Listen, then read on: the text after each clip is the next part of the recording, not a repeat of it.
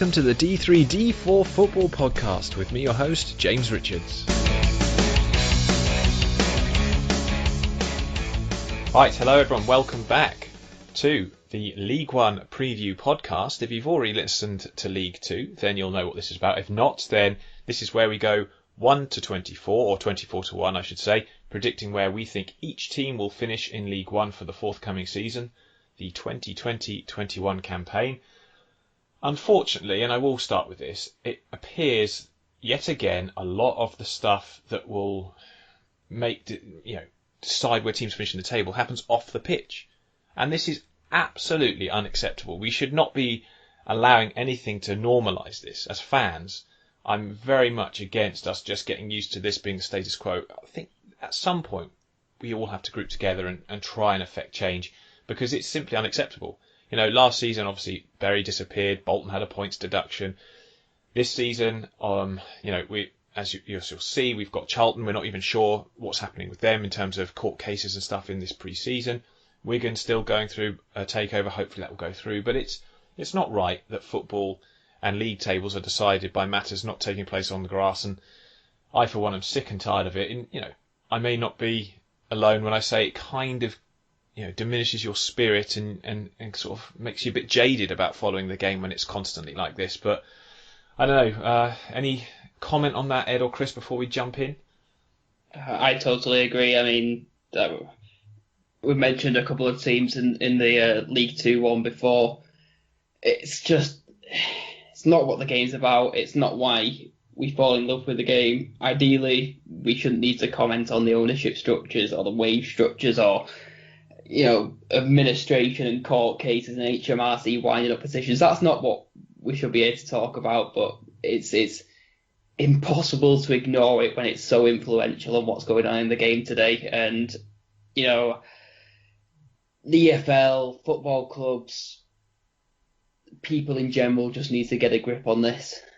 Yeah, quite agree. I'm sick and tired of it, frankly. But let it not cloud this podcast. I just had to say at the start, because I just don't think we should just be accepting it. I think there's a real problem where things like this become accepted as the norm and we get on with it. It shouldn't be that way, and we should be very much putting pressure. We pay our money to see sport take place that we love, where what happens on the pitch is what decides what happens to the fate of our clubs. It should not be happening off it. Anyway, I'll get down from my soapbox and we'll get on with the podcast. So yeah, without further ado, here is our League One predicted table. The D3D4 Football Podcast, dedicated to all things League 1 and 2. And right, Ed, you're going to start us off. Who do we think will finish bottom of League 1 this season? Well, this is going on to what we really just talked about, really. We're going with Wigan Athletic, which is a real shame because, let's be honest, they shouldn't be in League 1 anyway. Considering what they did last year, we had that unfortunate points deduction which saw them drop down.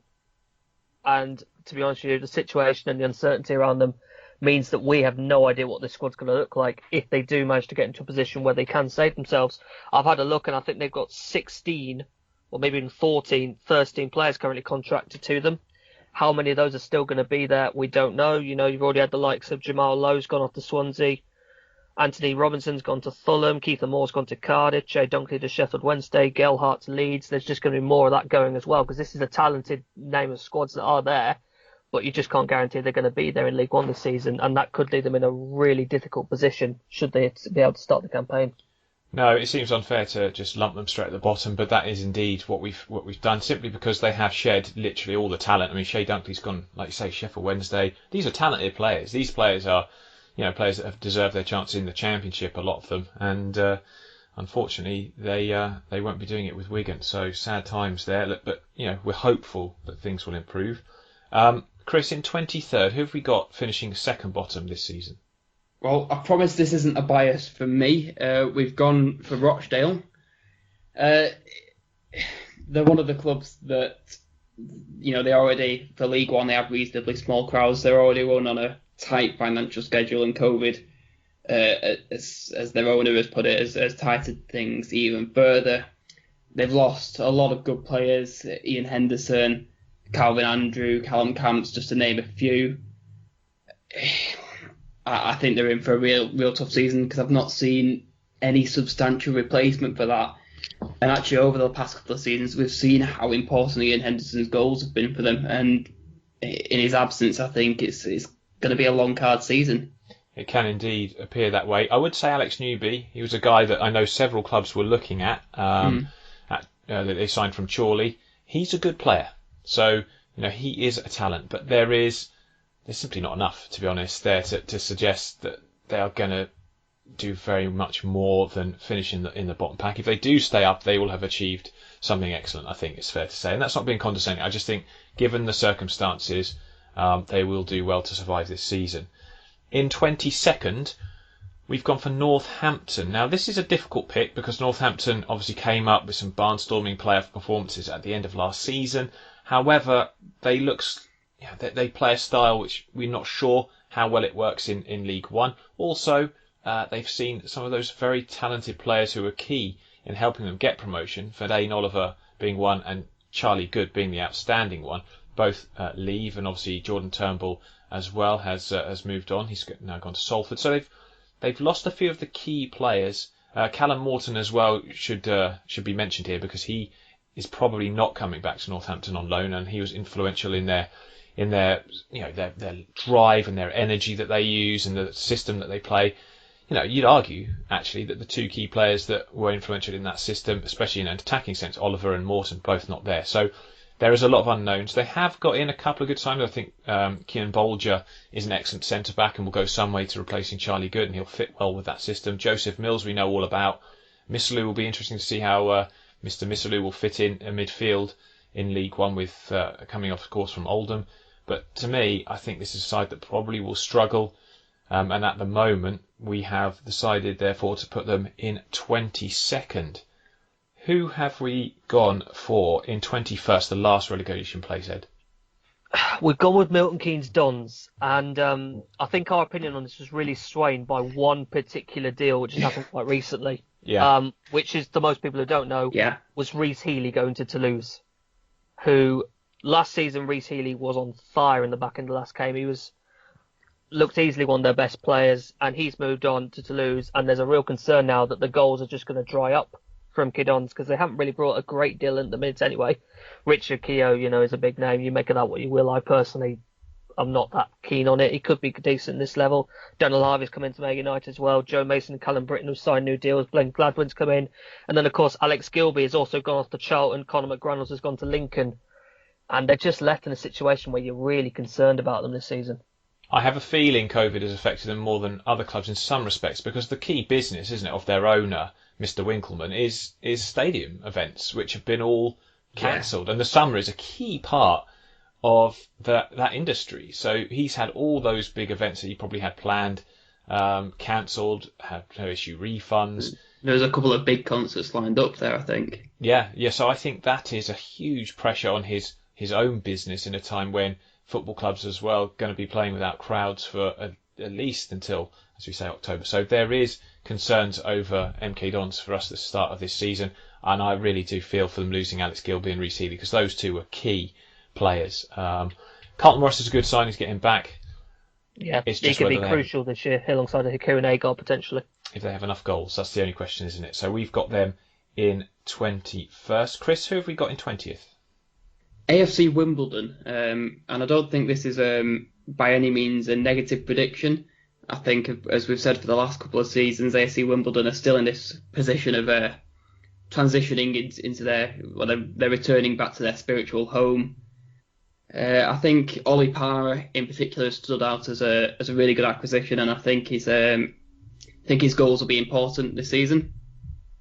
So I think 20th is where they'll finish. They've got enough about them to stay up, but at times I think it might be difficult for them. It will be a difficult campaign simply because, like we say, they're FC Wimbledon. No disrespect, but it's a tough division to stay in when you're run on a tight budget.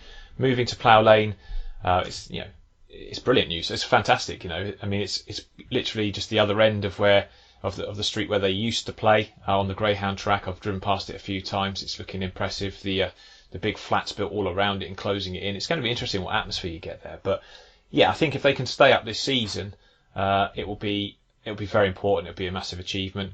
I'm interested to see as well how Alex Woodyard does. He's a good midfielder. Ollie Palmer, I wonder how well he'll do at this level, because I think defenders are generally better. I think he'll. He's one of those players. I think I've said it before on this podcast.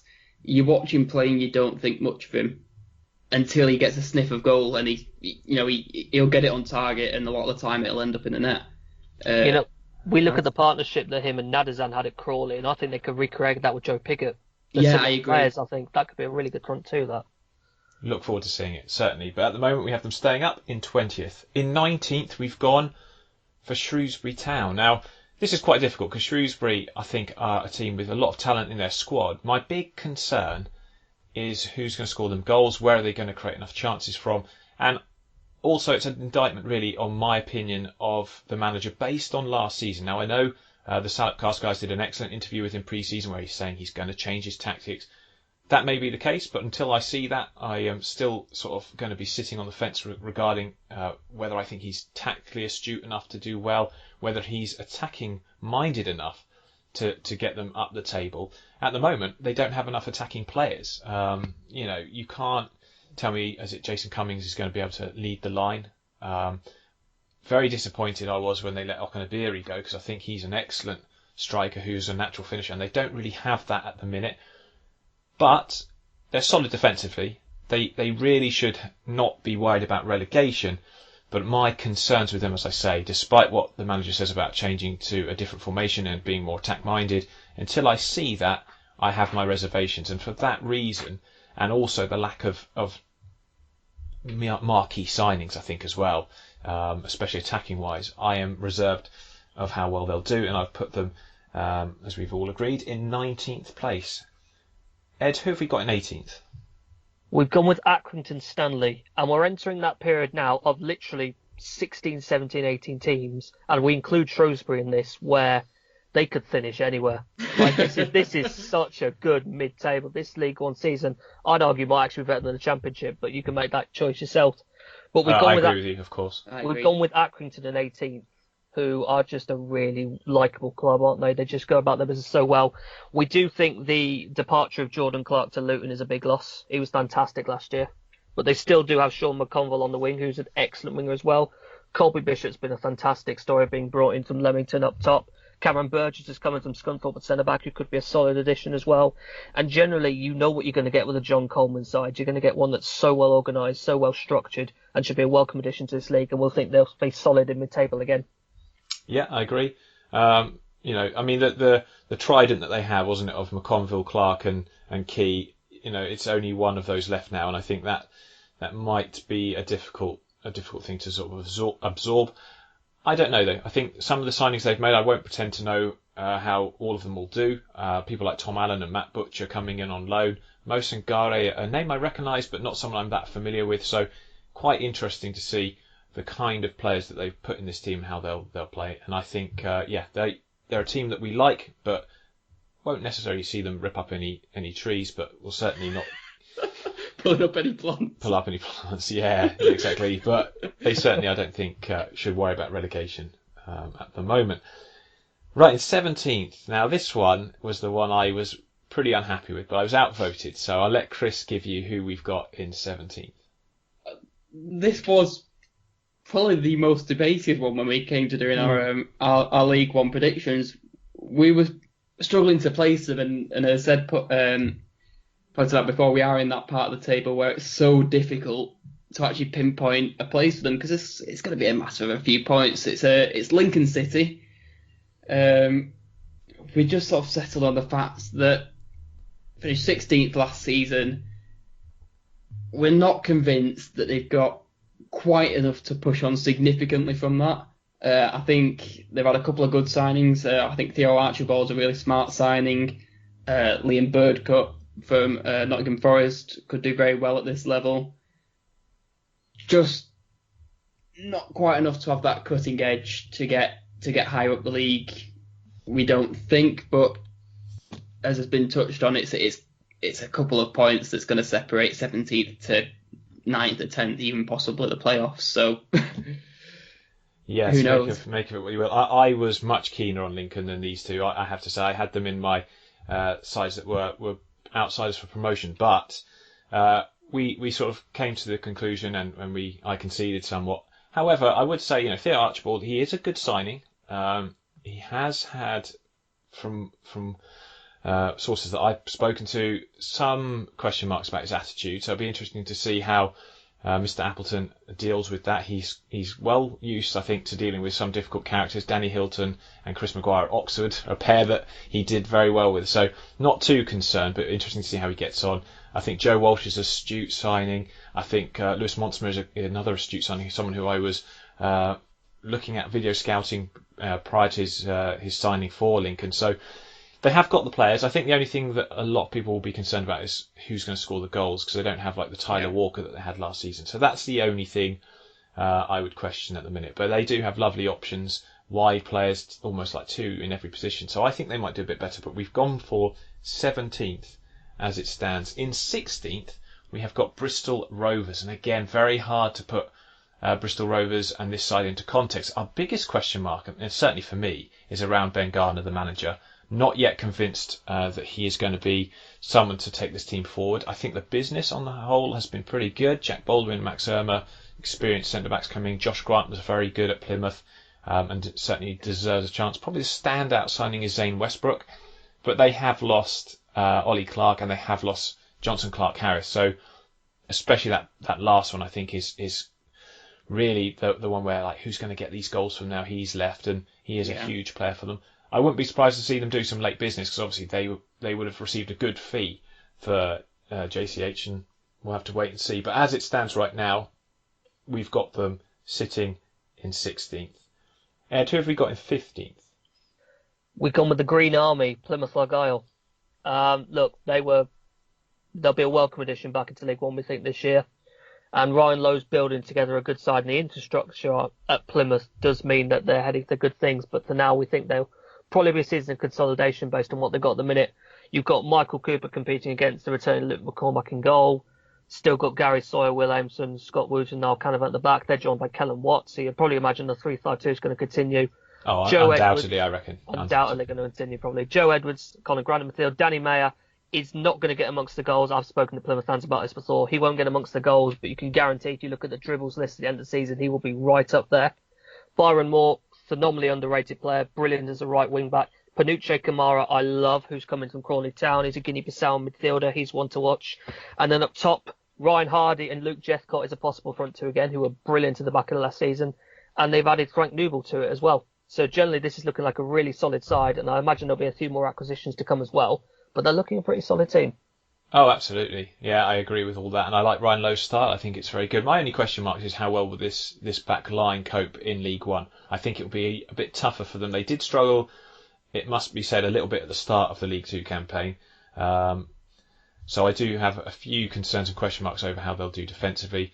Luke Jeffcott, I think, what's his ceiling? That'll be interesting to see, because he looks so good coming back from Truro and suddenly just being this guy who had the knack to score goals. Love to see him do well. We always like seeing homegrown players produce good performances. So, and talking of homegrown players, who do we have in 14th, Chris? Yeah, took the words right out of my mouth there. We've gone for Crewe Alexandra. They impressed us last season. I mean, some would argue that had the season been able to finish in the normal fashion, they may have even gone on to win the league in League Two.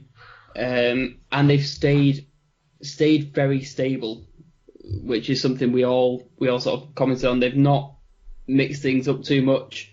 The players they've let go were largely some of the older players, Paul Green, for example, and a couple of signings they brought in off Randy Zanzala, Mikhail Mandrin, both, I think, solid players.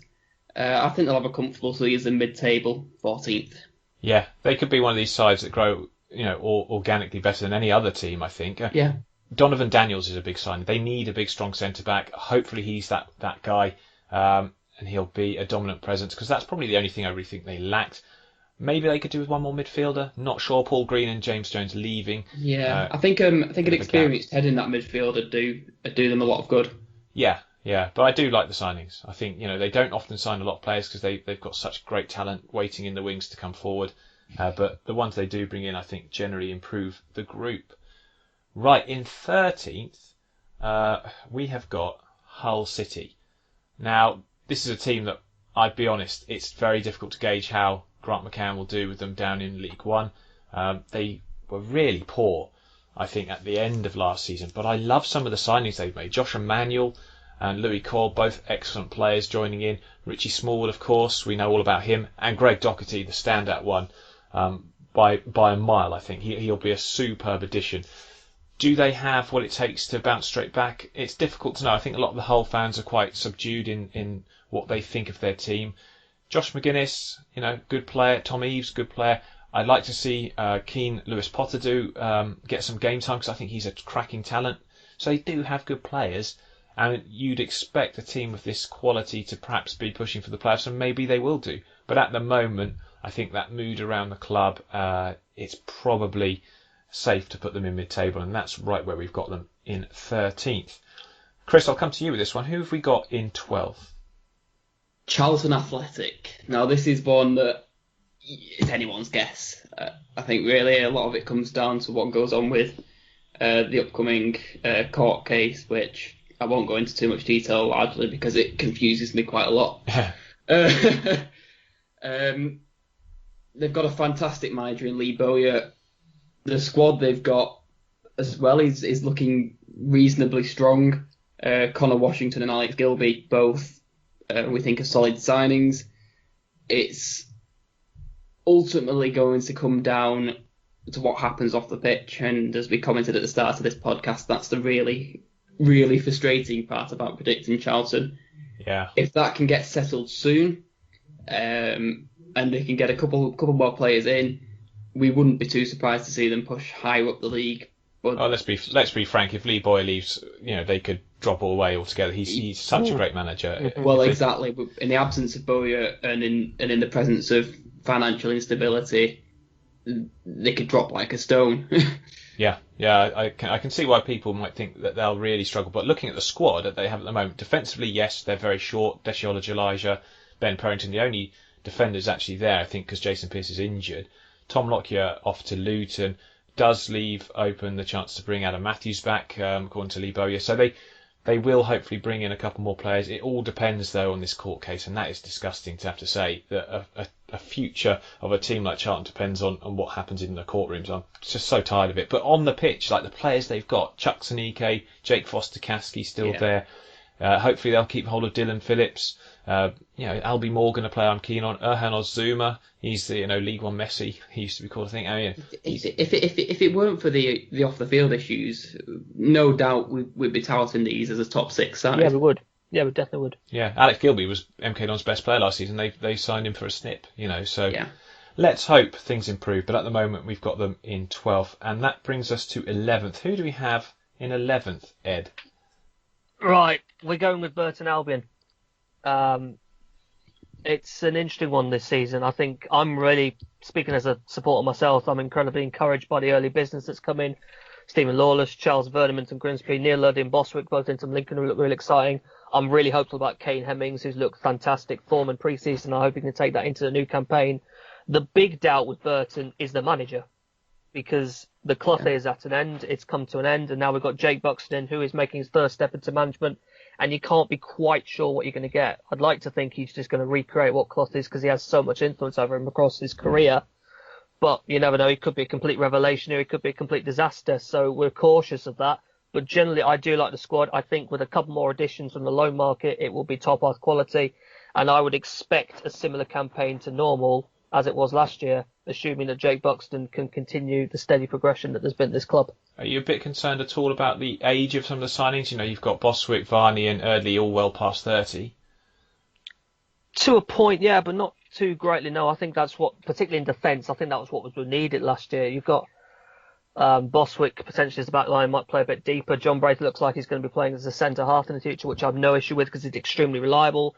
Colin Daniel and Kieran Wallace as the left-backs, Reece Hutchinson coming through as well. Neil Eardley, he's known as the postman, isn't he? His delivery's fantastic, and Kane Hemming's going to love having to play off him, certainly. And then midfield, I think there was a lot of talk about who replaces Scott Fraser. Joe Palthamy takes that role. I've seen enough of him. I'm very confident about him, and he'll have a bright future. Ben Fox hopefully is going to have an emergent season as well. But generally, I don't expect this to be a top 6 squad. I wouldn't expect to be finishing up there. It'd be nice if we could challenge, but I think it's a mid-table squad, probably top half. Indeed it is. That brings us to 10th. Chris, who have we got in 10th? Well, some have touted them as a dark horse. We've gone more for a sort of slightly light grey horse in Swindon Town. 10th place. I've not made no secret personally of my admiration for Wellens Ball, and we all agree that they have the potential to be reasonably successful this season. They brought in the three Smiths in Matt, Tyler and Johnny from Arsenal, Sheffield United and Bristol City, respectively. They all look to have a lot of talent. I know personally Johnny Smith has a lot of talent. We wouldn't be too surprised to see them pop up a little bit higher, but we settled on the decision that there's probably 9 better sides in the league. Yeah, I think a bit of transition as well. They're coming up from League Two. They've seen a few of those key players, Jerry Yates, Owen Doyle, leave, Keshi Anderson as well. So there is a period of transition here. But we do like the manager. We like the players he signed, and I don't think finishing top half is bad at all when you've come out of League Two. A bit of stability, bit of progress. I think they'd be happy with that, and an outside chance at the playoffs. So yeah, Swindon in 10th. In 9th, we have gone for Gillingham. Gillingham are a team I really like. I think I have to put aside my personal opinions on Steve Evans for what he does on the touchline and look at what he's... for that. Yeah, I think it's fair. I mean, we've had our say on what we think of what he does on the touchline many times on this pod, but actually as a manager, he's done very well last season. He really did improve Gillingham. I like what he's done in the transfer window. Zach Medley, I can't wait to see how he does actually. He looks like a ball-playing centre-back who, with an experienced partner next to him, could do very well. They've got Robbie McKenzie in there from Hull, who I think is, again, a decent pickup. But they've got, other players like Brian Jackson. I know some Gills fans were a bit iffy about him returning. He was fantastic for Colchester for the last 2 or 3 seasons, so I have no problem with that at all. Jordan Graham, love him. I think he's a great player. Obviously, Oxford bias and yellow-tinted glasses on here may be, but he is a very good talent. He will cause problems for other teams. Carl Dempsey's a fantastic midfielder. And I for Dane Oliver and John Akinde, what did you call them, Ed, these two? Oh, the paracetamol pair. Yeah. Because you're going to need them by the time... The amount of headers they're going to win. You're going to need a pack of paracetamol every time you finish a match. Yeah. Paracetamol pair. We'll call them that. Yeah, I think they could cause some real problems. And maybe they need a little bit more depth in central areas, but overall I'm really excited to see what Gillingham can offer this season, and we have them in 9th. In 8th, Ed, who have we got in 8th? Well, their squad's a little bit depleted at the minute, but we're going with Doncaster Rovers, who we think could potentially develop on what was a decent finish last season. Kieran sadly has moved on to Rotherham United, which is a bit of a loss, but you've still got Ben Whiteman in that midfield. You've still got James Coppinger, who is probably going to get going for another 39 years alongside what he's already doing. Madja Gomez looks all right. John Taylor's in there as well. At the back, you've got Brad Halliday, Reece James, Tom Anderson. Cameron John's back in permanently from Wolves as well. Joseph Bursick's coming goal. He'll be on 3 kicks, so you can guarantee he'll be scoring one of those. Pre-kick taking goalkeepers like the Rajiri Chani of the day. And then up top, you've got Fajirio Kanabehi, who is an absolutely quality finisher at this level. We love him, don't we, on this really useful. He's fantastic. He'll be really useful for them. Yeah, no, I think you're right. I think, and I do expect them to make a couple more signings, especially in the loan market potentially. But Cameron John coming back is a bit of a game changer because he's a really talented player, and that's a permanent move as well, wasn't it? Mm-hmm. Yeah. Yes, it is. Yeah, it's a brilliant business. We like the way they play. And can see them having a playoff challenge this season. But there we go. In 7th, Chris, who have we got in 7th? Now this one might not make us too popular. We went for Ipswich Town. We think they're a little bit better than last season.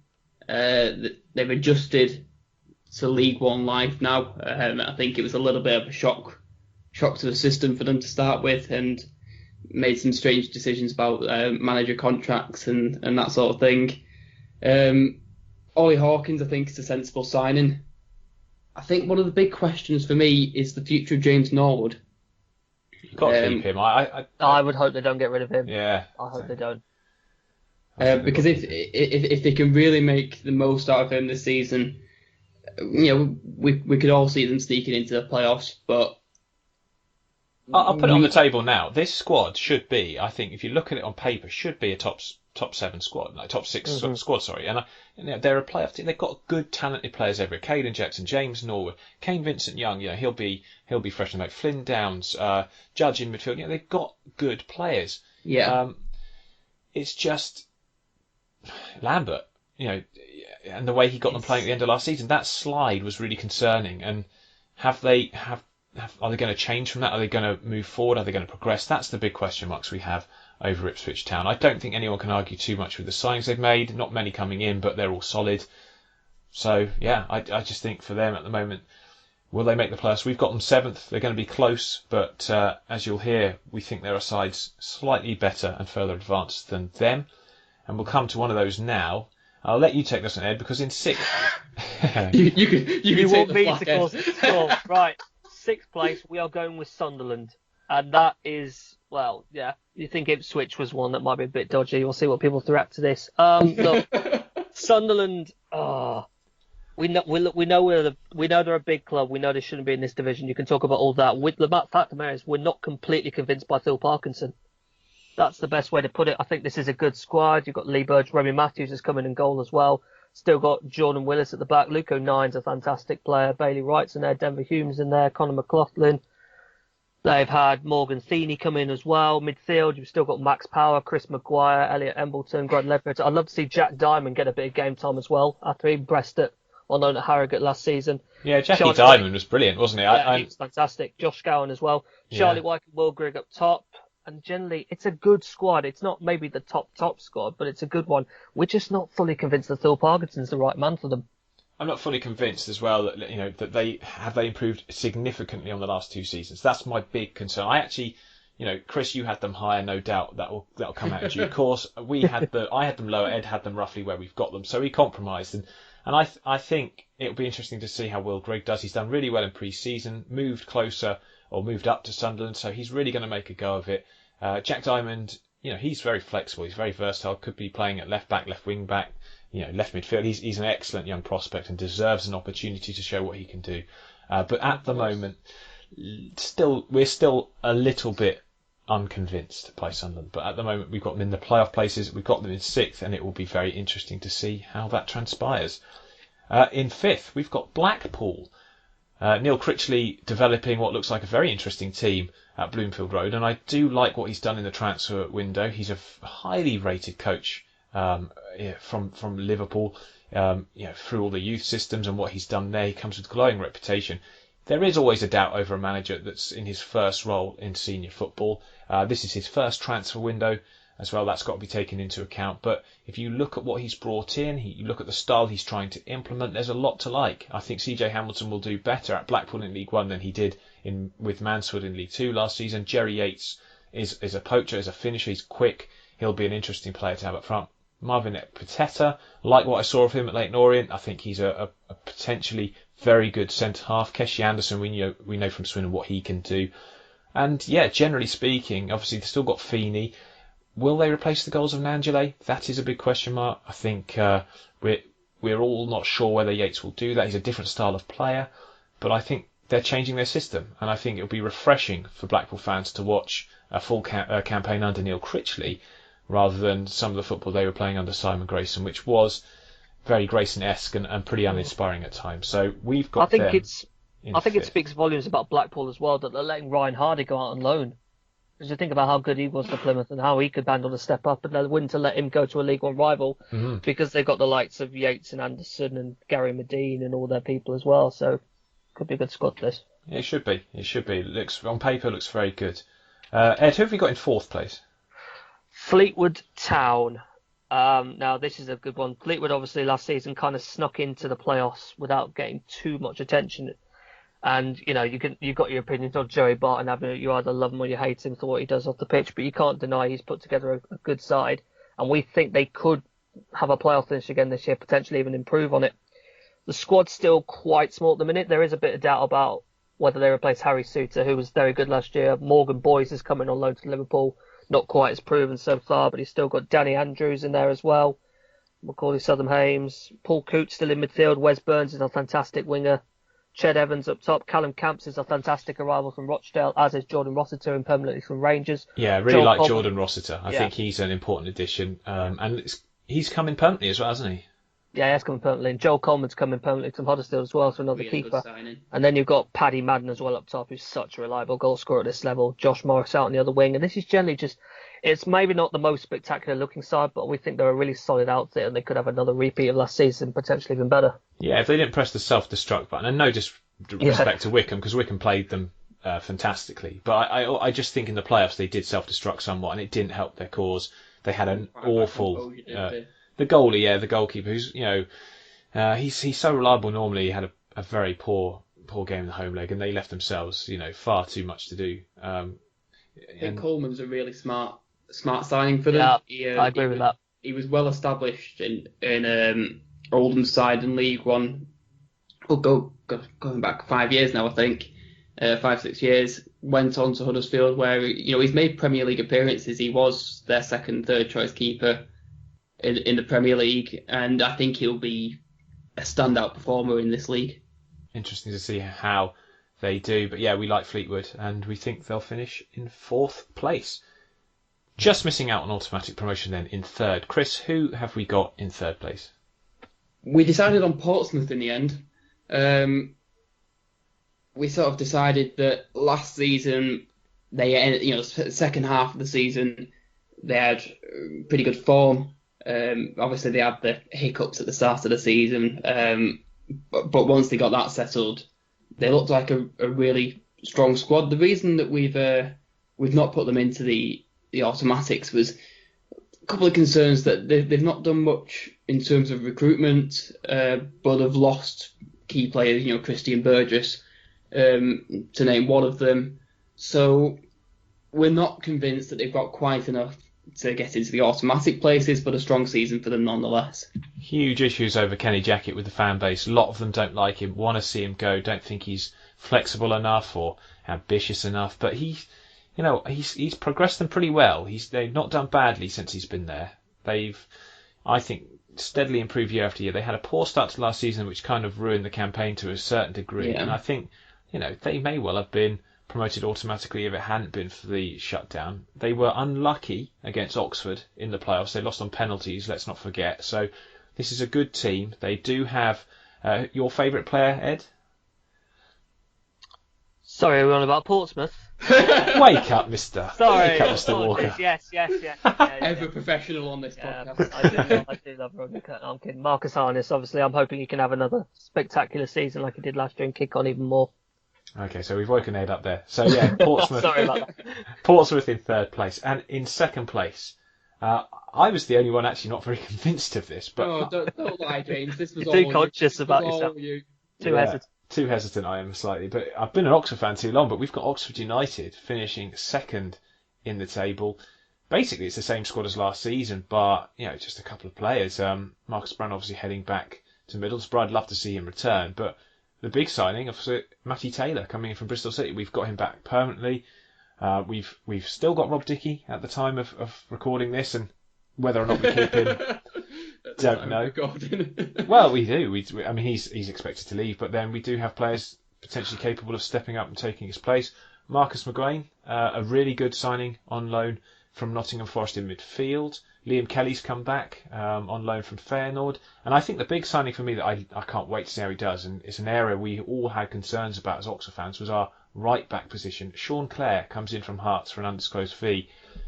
I think he'll improve us. And I think that was probably, the weakest area, maybe right-back, after Chris Cadden left last season. So why not? Why can't we just have a repeat? We've got a very good squad, very steady squad play, good style. We've been together for a while. And yeah, we had some excellent form last season, so why not? Finishing 2nd, I'd love to see it. I would love to see it. I'm always, when it comes to my own club, slightly less confident, but yeah, these guys persuaded me. So there we go. We've got Oxford in 2nd. And Ed, I'll let you take this last one. Who have we got finishing top? Well, it might not be the most popular choice, but we're going with the revenge season happening. We're going with Peterborough United to win it. And I think we were swayed by the arrival of Johnson Clark-Harris in the last few days, because I think we all know Ivan Toney was going to go. It's just been confirmed today, actually, that he is going to join Brentford.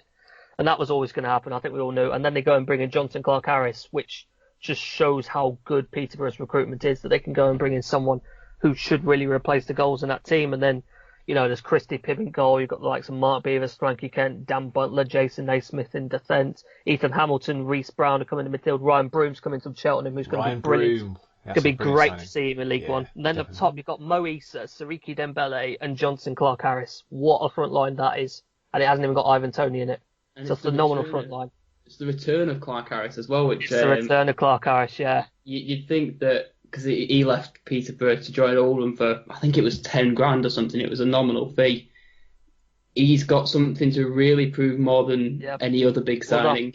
The whole club's got something to prove, and we imagine after, you make of what you will, whether they were denied promotion or not last year, we think they're going to kick on and go off as champions. Yeah, I wouldn't be surprised, and I wouldn't be surprised to see them now they've got the fee that they have for Ivan Toney. They might dip into the transfer market again, because there are other players they've been linked with.